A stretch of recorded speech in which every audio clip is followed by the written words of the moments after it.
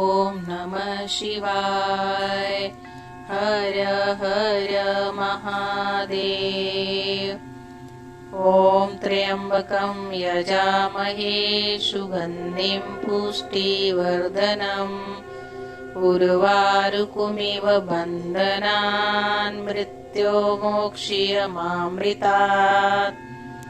हर हर महादेव। दोस्तों, आज मैं आपके लिए लेकर आई हूँ सावन मास की शिवरात्रि की कथा, उसका महत्व और पूजा विधि।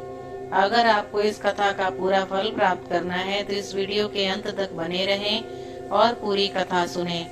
भगवान शिव जी को समर्पित मासिक शिवरात्रि का सनातन धर्म में बड़ा ही महत्व है। इस बार सावन महीने की मासिक शिवरात्रि 2 अगस्त को मनाई जाएगी। मान्यता है कि सावन मास में शिवरात्रि का व्रत करने से व्यक्ति को सुख समृद्धि के साथ भगवान शिव और माता पार्वती का आशीर्वाद भी मिलता है। धार्मिक मत है कि इस महीने में भोलेनाथ की पूजा करने से सभी परेशानियां दूर हो जाती हैं और साथ ही उत्तम फलों की प्राप्ति होती है। इस महीने में भगवान शिव जी का जल अभिषेक जरूर करना चाहिए। ऐसा कहा जाता है कि अगर आप महादेव जी को प्रसन्न करना चाहते हैं तो सावन मास में रुद्राभिषेक या जल अभिषेक जरूर करें। सावन में शिवलिंग की पूजा और जल अभिषेक का महत्व शिव पुराण में भी बताया गया है। कहते हैं कि देवों के देव महादेव को सावन माह से बहुत ही लगाव है। तो आइए वीडियो की शुरुआत करते हैं। भगवान भोलेनाथ को समर्पित मासिक शिवरात्रि का सनातन धर्म में बड़ा महत्व है। जिस प्रकार सावन माह में सोमवार व्रत का महत्व है, उसी प्रकार सावन शिवरात्रि का भी विशेष महत्व है। यह पर्व हर महीने के कृष्ण पक्ष की चतुर्दशी तिथि को मनाया जाता है। यह व्रत करने से विवाहित स्त्रियों को अखंड सुहाग की प्राप्ति होती है तथा अविवाहित जातकों के शीघ्र शादी के योग बनते हैं। इस शुभ तिथि पर भद्रावास योग का निर्माण हो रहा है। सनातन शास्त्रों में वर्णित है कि शिवरात्रि के तिथि पर ही भगवान शिव और माता पार्वती का विवाह हुआ था। सरल शब्दों में कहें तो शिवरात्रि के दिन महादेव और माता पार्वती विवाह बंधन में बंधे थे। इस व्रत को करने से विवाहित महिलाओं को सुख, सौभाग्य और संतान की प्राप्ति होती है। वहीं अविवाहित लोगों की शादी जल्दी हो जाती है। पौराणिक मान्यताओं के अनुसार जो व्यक्ति इस दिन भगवान शिव और माता पार्वती की पूजा करता है और मासिक शिवरात्रि का व्रत रखता है, उसे भगवान शिव का आशीर्वाद प्राप्त होता है। साथ ही व्यक्ति के जीवन में सुख और शांति भी बनी रहती है। दोस्तों, मासिक शिवरात्रि के दिन भोलेनाथ को प्रसन्न करने के लिए रुद्राभिषेक किया जाता है और व्रत रखा जाता है। मान्यता है कि यह व्रत बहुत ही फलदायी होता है। जिस तरह सोमवार के दिन भोलेनाथ का विधि विधान से पूजा होता है, बिल्कुल उसी प्रकार मासिक शिवरात्रि का भी महत्व है। शिव पुराण के अनुसार प्राचीन काल में चित्रभानु नामक एक शिकारी था। जानवरों की हत्या करके वह अपने परिवार को पालता था। वह एक साहूकार का कर्जदार था, लेकिन उसका ऋण समय पर न चुका सका। क्रोधित साहूकार ने शिकारी को शिव मठ में बंदी बना लिया। संजोग से उस दिन शिवरात्रि थी। साहूकार के घर पूजा हो रही थी तो शिकारी ध्यान मग्न होकर शिव संबंधी धार्मिक बातें सुनता रहा। चतुर्दशी को उसने शिवरात्रि व्रत की कथा भी सुनी। शाम होते ही साहूकार ने उसे अपने पास बुलाया और ऋण चुकाने के विषय में बात किया। शिकारी अगले दिन सारा ऋण लौटाने का वचन देकर बंधन से छूट गया। अपनी दिनचर्या की भांति वह जंगल में शिकार के लिए निकला, लेकिन दिन भर बंदी गृह में रहने के कारण भूख प्यास से व्याकुल था। शिकार खोजता हुआ वह बहुत दूर निकल गया। जब अंधेरा गया तो उसको विचार आया कि रात जंगल में ही बितानी पड़ेगी। वह वन के एक तालाब के किनारे एक बेल के पेड़ पर चढ़कर रात बिताने का इंतजार करने लगा। बेल वृक्ष के नीचे शिवलिंग था जो बिल पत्रों से ढका हुआ था। शिकारी को उसको पता न चला। पड़ाव बनाते समय उसने जो टहनियां तोड़ी वे संजोग से शिवलिंग पर गिरती चली गई। इस प्रकार दिन भर भूखे प्यासे शिकारी का व्रत भी हो गया और शिवलिंग पर बिलपत्र भी चढ़ गया। एक पहर रात्रि बीत जाने पर एक गर्भिणी हिरणी तालाब पर पानी पीने पहुंची। शिकारी ने धनुष पर तीर चढ़ाकर ज्यों ही प्रत्यंचा खींचा, हिरनी बोली, मैं गर्भिणी हूँ और शीघ्र ही प्रसव करूंगी। तुम एक साथ 2 जीवों की हत्या करोगे, जो ठीक नहीं है। मैं बच्चे को जन्म देकर शीघ्र ही तुम्हारे समक्ष प्रस्तुत हो जाऊंगी, तब मार लेना। शिकारी ने प्रत्यंचा ढीली कर दी और हिरणी जंगली झाड़ियों में लुप्त हो गई। प्रत्यंचा चढ़ाने तथा ढीली करने के और ढीली करने के वक्त कुछ बेलपत्र अनायास ही टूटकर शिवलिंग पर गिर गए। इस प्रकार उससे अनजाने में ही प्रथम प्रहर का पूजन भी संपन्न हो गया। कुछ ही देर बाद एक और हिरणी उधर से निकली। शिकारी की प्रसन्नता का ठिकाना न रहा। समीप आने पर उसने धनुष पर बाण चढ़ाया। तब उसे देख हिरणी ने विनम्रता पूर्वक निवेदन किया कि हे शिकारी, मैं थोड़ी देर पहले ऋतु से निवृत्त हुई हूँ।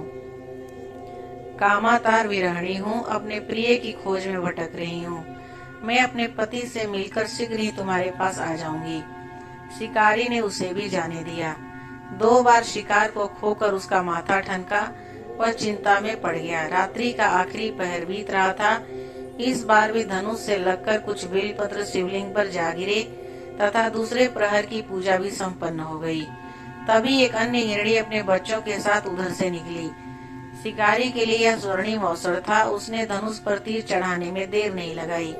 वह तीर छोड़ने ही वाला था कि हिरणी बोली, हे शिकारी, मैं इन बच्चों को इनके पिता के हवाले करके लौट आऊंगी, इस समय मुझे मत मारो। शिकारी हंसा और बोला, सामने आए शिकार को छोड़ दूं? मैं ऐसा मूर्ख नहीं। इससे पहले मैं 2 बार अपना शिकार खो चुका हूँ। मेरे बच्चे भूखे प्यासे व्यग्र हो रहे होंगे। उत्तर में हिरणी ने कहा, फिर जैसे तुम्हें अपने बच्चों की ममता सता रही है, ठीक वैसे ही मुझे भी। हे शिकारी, मेरा विश्वास करो, मैं इनके पिता के पास छोड़कर तुरंत वापस आऊंगी, ये मैं प्रतिज्ञा करती हूँ। हिरणी का दिन स्वर सुनकर शिकारी को उस पर दया आ गई। उसने उस मृगी को भी जाने दिया। शिकार के अभाव में तथा भूख प्यास से व्याकुल शिकारी अनजाने में ही बेल वृक्ष पर बैठा बेलपत्र तोड़ तोड़कर नीचे फेंकता जा रहा था। पाँव फटने को हुई तो एक हृष्ट पुष्ट मृग उसी रास्ते पर आया। शिकारी ने सोच लिया कि इसका शिकार वह जरूर करेगा। शिकारी की तनी प्रत्यंचा देकर मृग विनीत स्वर में बोला, हे शिकारी, यदि तुमने मुझसे पूर्व आने वाली 3 मृगियों तथा छोटे छोटे बच्चों को मार डाला है, तो मुझे भी मारने में विलंब न करो, ताकि मुझे उनके वियोग में एक भी क्षण दुख न सहना पड़े। मैं उन हिरणियों का पति हूँ। यदि तुमने उन्हें जीवन दान दिया है, तो मुझे भी कुछ क्षण का जीवन दान देने की कृपा करो। मैं उनसे मिलकर तुम्हारे समक्ष उपस्थित हो जाऊंगा। मृग की बातें सुनते ही शिकारी के सामने पूरी रात का घटना चक्र घूम गया। उसने सारी कथा मृग को सुना दी। तब मृग ने कहा, मेरी 3 पत्नियां जिस प्रकार प्रतिज्ञाबद्ध होकर गई है, मेरी मृत्यु से अपने धर्म का पालन नहीं कर पाएगी। अतः जैसे तुमने उन्हें विश्वास पात्र मानकर छोड़ा है, वैसे ही मुझे भी जाने दो। मैं उन सबके साथ तुम्हारे सामने शीघ्र उपस्थित होऊंगा। शिकारी ने उसे भी जाने दिया। इस प्रकार प्रातः हो गई। उपवास, रात्रि जागरण तथा शिवलिंग पर बेल पत्र चढ़ने से अनजाने पर ही शिवरात्रि की पूजा पूरी हो गई। पर अनजाने में की हुई पूजन का परिणाम उसे तत्काल मिला। शिकारी का हिंसक हृदय निर्मल हो गया। उसमें भगवत शक्ति का वास हो गया। थोड़ी ही देर बाद वह मृग सब परिवार शिकारी के समक्ष उपस्थित हो गया, ताकि वह उनका शिकार कर सके। किंतु जंगली पशुओं की ऐसी सत्यता, सात्विकता एवं सामूहिक प्रेम भावना देखकर शिकारी को बड़ी ग्लानि हुई। उसने मृग के परिवार को जीवन दान दिया।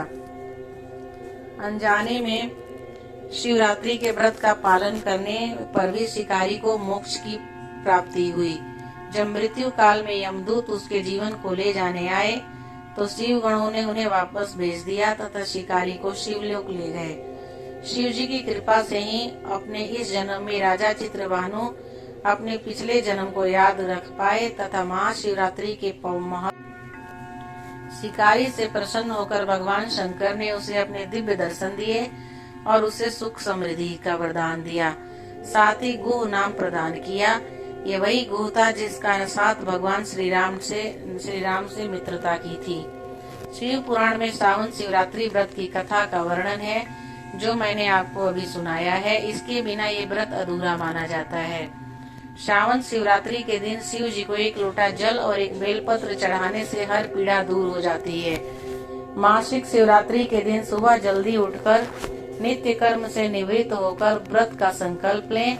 उसके बाद घर के मंदिर की सफाई करें और दीप प्रज्वलित करें। उसके बाद शिव मंदिर जाएं। शिव मंदिर जाकर भगवान शिव और माता पार्वती की विधि विधान से पूजा करें और भगवान शिव को जल और दूध से अभिषेक करें। श्रावण या सावन मास के कृष्ण पक्ष की चतुर्थी तिथि को सावन शिवरात्रि का पर्व मनाया जाता है। सावन शिवरात्रि भगवान शिव की पूजा के लिए दूसरा सबसे बड़ा दिन है। वैसे सावन का हर दिन शिव पूजा के लिए शुभ होता है, लेकिन सावन शिवरात्रि का दिन सबसे उत्तम दिन माना गया है। इसके अलावा सावन सोमवार, सावन प्रदोष और हर माह में आने वाली शिवरात्रि भगवान भोलेनाथ की कृपा पाने के लिए अच्छे दिन माने गए हैं। इस साल सावन शिवरात्रि पर स्वार्थ सिद्धि योग भी बन रहा है। अगर आप इस दिन व्रत रहकर भगवान भोलेनाथ की पूजा करते हैं तो इससे आपकी मनोकामनाएं पूरी होगी और शिव जी का आशीर्वाद भी मिलेगा। शिवरात्रि शिव और शक्ति के मिलन का दिन होता है। ऐसे में मनचाहा वर और सुखी वैवाहिक जीवन की कामना के लिए इस दिन महादेव का रात्रि काल में पूजन करनी चाहिए। ऐसी मान्यता है कि सावन शिवरात्रि व्रत करने और भगवान शिव के साथ देवी पार्वती की पूजा से उनकी असीम कृपा मिलती है। साथ ही इससे मुश्किल और असंभव काम भी पूरे हो जाते हैं। शिवरात्रि शादी विवाह में आने वाली अड़चनों को दूर करने और दाम्पत्य जीवन में मधुरता बनाए रखने के लिए विशेष होती है।